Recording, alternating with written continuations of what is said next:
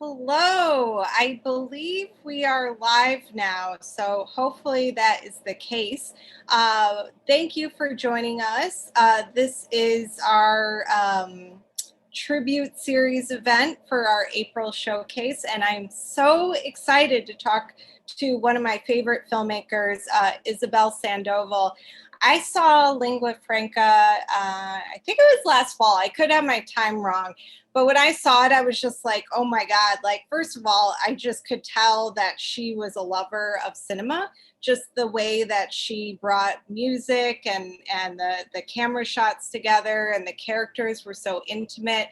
And it excited me. It got me excited about movies. And so now that I have a chance to talk to her about, Lingua Franca and her career, I'm so excited. So let's get started. Isabel, you can come to the screen. Hi. Hi, how are you? Hi, Rebecca. I'm doing great. Good. Good. I am so excited. By the way, I know Eamon, who's in your Lingua Franca film, is in Twin Peaks, and I don't know if you noticed, I have a little Twin Peaks thing. Oh, wow. It's, Laura Palmer making out with, yeah, I don't know. Anyways, I just was like, that's a small connection. But anyways, I'm so happy that you are here, and I'm so excited to talk to you about, becoming a filmmaker, your past films. I saw Senorita recently, and it was just blew my mind. So I thought a good place to start would be to kind of for you to tell me your road into filmmaking. Yeah, I have a pretty unconventional, road to filmmaking. I do not have a traditional film background. I did not go to film school. I have degrees in psychology and business, if you can believe that. That's awesome. Ever since I was a kid, I've always been in love with movies. One of my earliest childhood memories was when my mom brought me to this comedy movie by the Filipino Charlie Chaplin, and I just was transfixed and in awe of this image, projected into this massive screen. And I grew up watching a lot of mainstream Filipino studio films, which are very genre driven, either comedy or horror or melodramas. And because we used to be a colony in the US, a lot of these genre films were parodies of, Hollywood hits. Yeah. But it was not until like college that my taste became really discerning and sophisticated when it comes to films through pirated DVDs, because that was really how the only way we can access, works of world cinema. I got introduced to the works of Kurosawa, Ozu, Fassbinder, Hitchcock. And that was also the time when Wong Kar-wai was the, Asian filmmaker, Happy Together, King Express, and of course, In the Mood for Love. And so I can say that my film school was really just getting hold of and watching works of masters, cinematic masters on my own. And I kind of developed my own, film watching curricula, so to speak, that way. And, after finishing my degree in psychology in the Philippines, I moved to New York to pursue a degree in business. But I already wanted to be a filmmaker at that time, but it really took me a while to kind of convince myself that filmmaking can be a grown-up/professional career because of all the involved. So I moved to New York to pursue a master's degree in business, but that I went to New York also because that was the capital of the American independent film scene. And so after finishing my business degree, I decided to just take the plunge and make my own films. So I first made the short film, Senorita, which I then expanded into my first full-length feature. And between, watching all these films and making Senorita, that was my film school, my crash course in filmmaking. Yeah, that's wonderful. And like I said, I'm a big fan of Senorita. I just kind of was like, wow, that was like her first feature. You know, it's just like you just nailed it. So I want to talk a lot about Lingua Franca, but your previous films like Senorita and Apparition, they just are they're so beautiful, and I feel like maybe they could have kind of been an influence. I mean, I want to hear like how those films kind of influenced and brought you to Lingua Franca. Yeah, if that makes sense. Certainly. You know, yeah, submitting working on my first two features, even though I was already based in the US, I flew back to the Philippines to shoot Senorita and Apparition there in Tagalog. So that makes them Filipino language films. And in the last 50 years, you know, since the 70s, art house Philippine cinema has been really defined by social realism and then neorealism after that. One of the major Filipino directors from the 70s, Lino Broca, whose films are now in the Criterion Collection, he is very much a social realist director. His films are about contemporary social issues gripping the country at that time, and they tend to be very gritty for Senate Islam areas. But I was also very much influenced by a whole variety of directors. As I mentioned, Wong Kar-wai and Fassbinder, Pedro Almodovar as well. So my first two features, and especially Senorita, is I think kind of an amalgam of both the Filipino characteristic, which is the very social realist. Senorita is set during a local election, for instance. But it also has echoes and influences of films, you know, like In the Mood for Love is a clear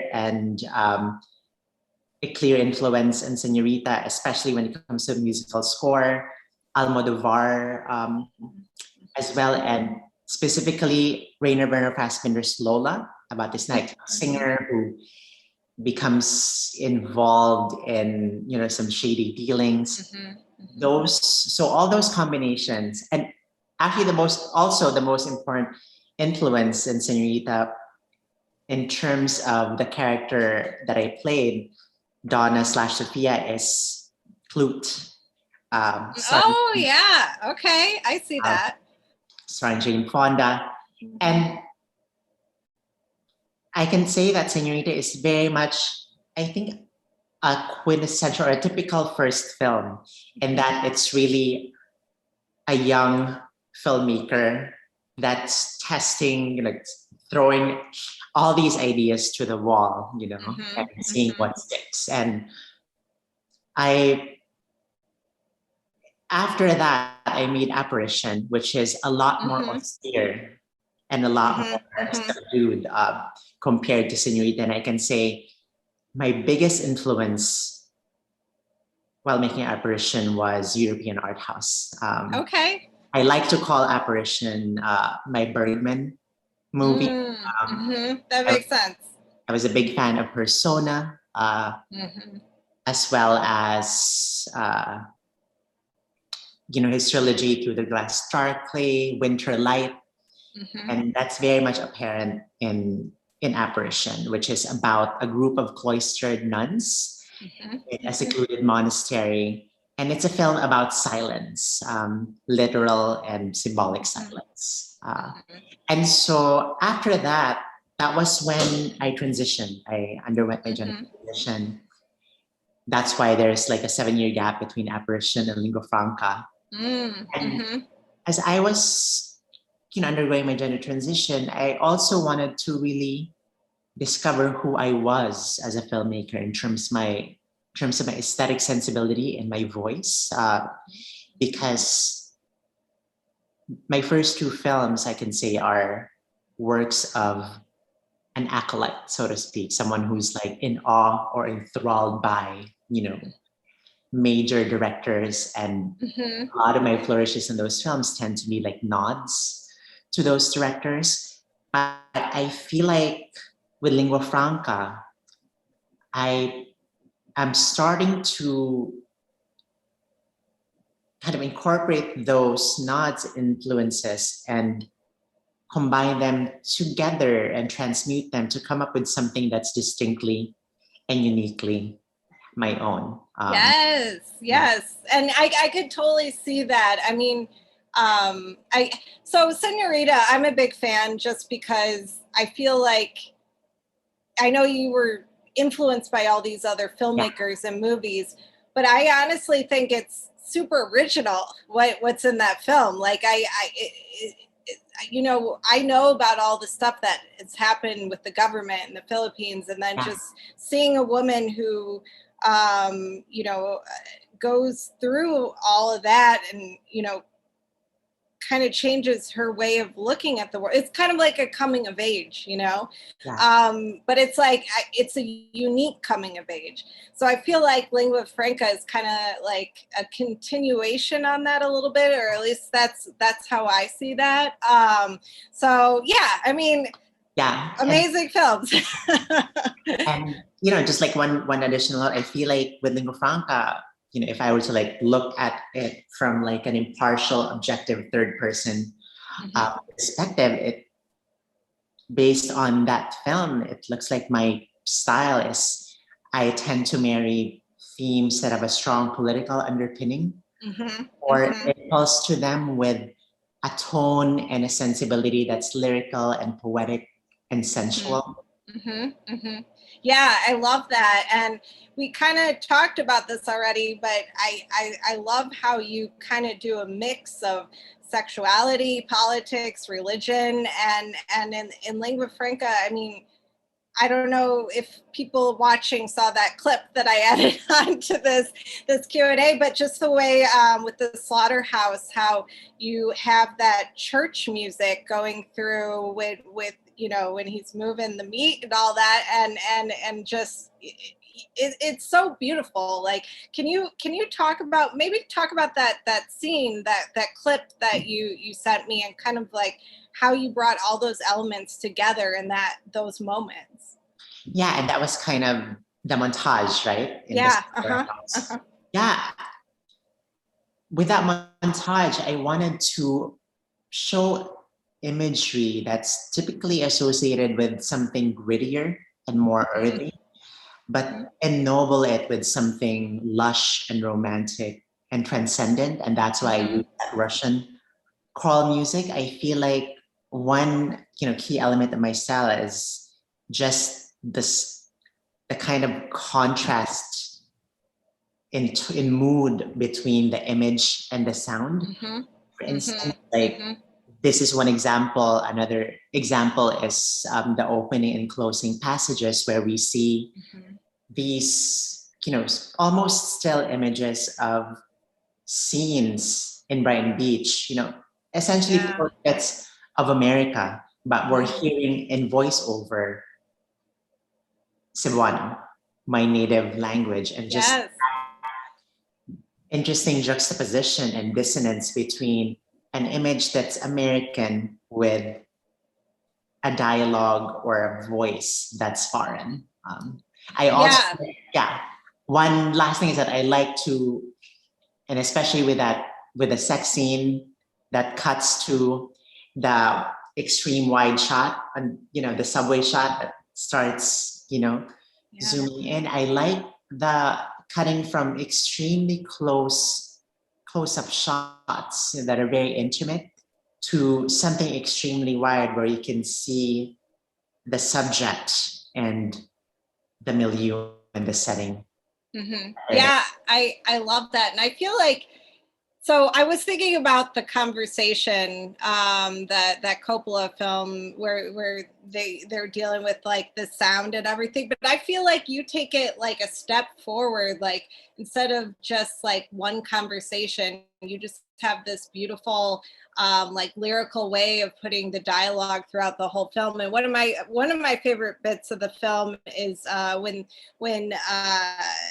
Eamon's character is reading that letter with, I'm sorry, I'm going to forget names, but the older woman, you know, and then you go in your own language like after that. And so I feel I love this. It's like a poem almost, like that. And it's interesting because I used to hate voiceovers in films. To me, that was like, oh, directors being lazy and like over explaining everything, especially if it's like a third person, omniscient voice that's explaining what we can already see on screen. But especially conversation, which I think has a very, very extraordinary use of like sound, and how voiceover can actually be very great when used to convey or express a character's most private thoughts and feelings. And that's what I did here. Yeah, I love that. Yeah, and I could go, many different directions with the film, but I'm going to try to keep, the questions I had prepared. So this quote, I love it. This is something you said that was actually in the press release for Lingua Franca. So I'm just going to read it, and hopefully I say it the right way. But then I was thinking you could talk about how it applies to your work in your films. So every image or sound is a vessel for emotion: rapture, despair, sensuousness, fury, a combination of these. That makes cinema a kind of legerdemain, the art of sculpting such seemingly artificial elements to create a singular, genuine emotional experience. I love that. So can you talk to me about that quote and how that applies to your work and your films and everything? So yeah, I mean, for me, being an artist and specifically being a filmmaker, an artist of this visual medium, it's kind of like being a magician or illusionist, because we are essentially, the images and the sounds that we show, with the movies they're fake, they're fiction. These are not real people, these are fictional characters. But for the audience and the viewers experiencing them, the emotional experience that they have is real. It's true, true feelings. Like that's the only reason why we cry, at sad movies, and we like get really scared. And for me, that realization is such an epiphany, in that I want to be very conscientious and be very discerning about how I use these images and these sounds to create that emotional experience for the audience. I think my biggest learning from making Lingua Franca, and this is to paraphrase Maya Angelou, like people are going to forget the plot points in your films. They're going to forget the characters and their quirks and eccentricities, but they will never forget how you made them feel. And that, moving forward, has become my guide in the films that I make. Like, story or narrative, it's not the end, it's a means to an end. And that end is what you want your audience to feel from watching your film. But I'm also not that kind, even though I try to sculpt and direct the emotional experience for the audience, I also don't make close-ended films where you can only interpret, a theme or a character or like a conclusion of the film one way. I tend to leave enough space and room for the audience to bring in their own, emotional histories and experiences to bear upon how the movie or how the film is gonna affect them emotionally. And that's why, Lingua Franca is quite narratively sparse. I don't have too many plot points, and I don't have my characters talking all the time. It's because I want, in those spaces and those pauses in between the dialogue, I want the audience to just observe the character and also reflect on what is happening on screen based on their own experiences. Oh, I love that. That's great. So my next question is, I really feel like you're a trailblazer when it comes to, representation in front of the screen, behind the camera, behind the camera and on the screen, particular being, you know, a trans female, Asian, Filipino, if I said that right. What do you hope people see in your films, you know, I don't know if you could just talk about that, like being, so, because I think it's awesome what you're doing for filmmaking, and it's so original, you know, so. Thank you. I hope that, you know, the viewers who watch the film, and also, you know, storytellers and artists, that I was making this film from a place of authenticity. And by that, I mean, you know, not just because I'm an Asian, you know, Filipina trans woman immigrant making this kind of film, but also that I wanted to make a film that will satisfy my own intellectual and artistic kind of standards and expectations. Like, this is me as a cinephile with my particular taste, making the film, not necessarily to pander to, you know, a cisgender straight audience just to get, you know, more people to see the film. But I knew that someone like me making this kind of film is very rare, and so I wanted to make that the film that I came up with matter in that sense. And not only does it have this unique subject matter, but the way that I'm telling the story, the way I'm executing my vision is also distinct and unique, and not something that any other American or Filipino filmmaker can make. Because that's really by drawing on my own experience, although this is fictional and not autobiographical, by drawing on my perspective and my taste. I like to think I wasn't trying to just make a film that would easily be a crowd pleaser or win awards, but that really showcased my voice as an artist, that I hope is bold, uncompromising, and unique. And that is what I think audiences are responding to and connecting with. Yes, definitely. And I may skip ahead to a question I have based on what you said. So I feel like during this time with you know, the COVID and people not being able to go to movie theaters, indie films, diverse films are kind of being elevated more, and which is very exciting for me. I mean, when I put my top 50, which you made my top, I think, you were top 5 of last year for Cinema Femme.